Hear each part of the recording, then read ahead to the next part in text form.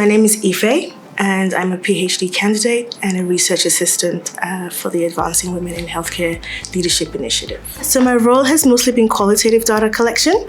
So I have been speaking to women in healthcare just to gain some insight into their experiences, what is currently working for them, and what needs to be done better to improve gender equity.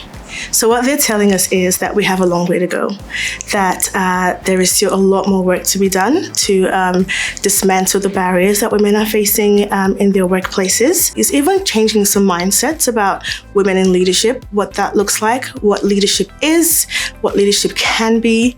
So the kind of things they're telling me are, they're definitely frustrated. So imagine like you're in a room and there's a big table and people around the table, and you look around and you are the only woman. You know, that can be quite frustrating. Their voices are not being heard.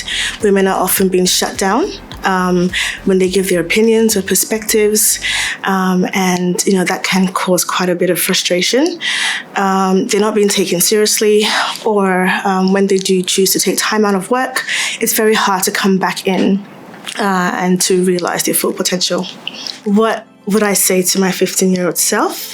I would say you should be proud of yourself, and I would say that you should aim high, because, you know, oftentimes you might think you cannot do something or you're not capable of doing something, but you actually can. Get some right people around you, get some mentors, and seek some wise counsel. So my research is focused on how the intersection of race, ethnicity, and gender shapes the career experiences and career trajectories of racially and culturally marginalized women. Historically, the voices, the nuanced experiences, the vulnerabilities, and the successes of culturally and racially marginalized women have often been overlooked.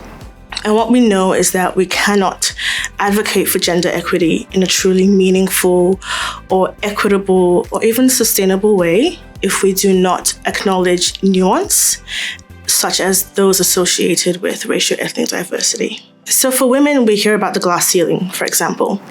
For culturally and racially marginalized women, that becomes the concrete ceiling. It's a lot harder.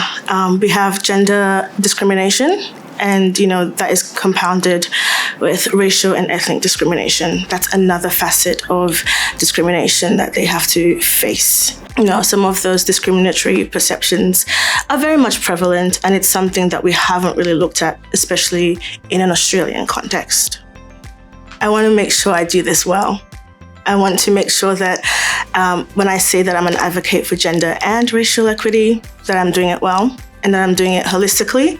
I'm going in depth about it as well. So I do feel proud that I get the chance to do this research, and I'm so grateful, but I want to do it well. And that's what drives me.